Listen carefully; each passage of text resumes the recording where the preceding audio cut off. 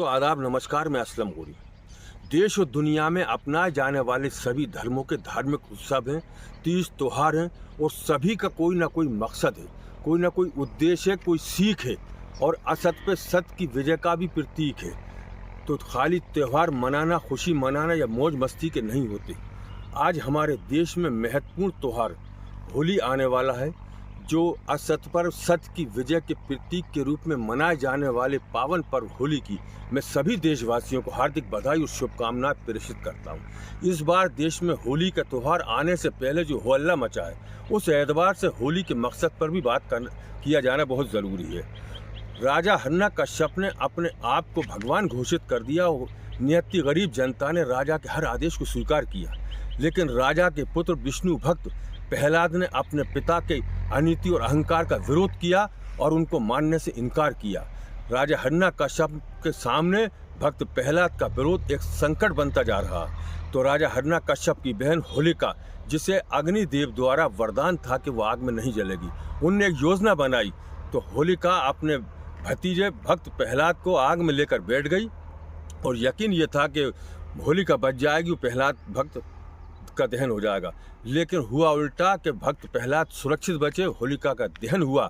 तो ये असत पे सत्य का प्रतीक है और राजा हिरण्यकश्यप को अपने अहंकार और सत्ता बचाने में इससे बड़े शर्म की कोई बात नहीं होगी कि अपने पुत्र को अग्नि में झोंक दिया।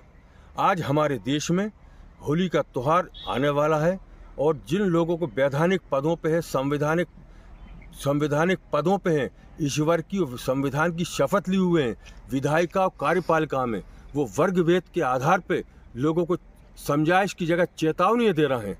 जिनके हाथ में शांति व्यवस्था और सुरक्षा है, वो सुरक्षा और शांति से अपने आप को हाथ ऊंचे कर रहा है।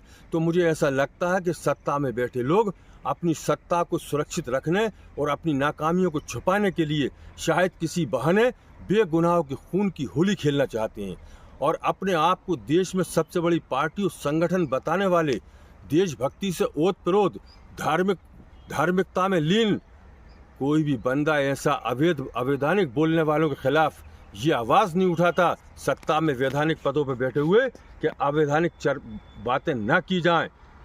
मुझे ऐसा लगता है कि शायद पूरा का पूरे लोग राजा हिरण्यकश्यप की नीति और उसके अहंकार में चूर हैं। कोई भी भक्त प्रहलाद की नीति का अनुसरण नहीं कर रहा, जबकि भक्त प्रहलाद की नीति का अनुसरण करना चाहिए। जिस तरह का देश में हालात पैदा किया जा रहा है, वो देशवासी और धर्म के लिए हानिकारक है। शांति भाईचारा बनाना सत्ता में बैठे लोगों की जवाबदारी है। इसी विचार के साथ अपनी बात समाप्त करता हूँ। जय हिंद।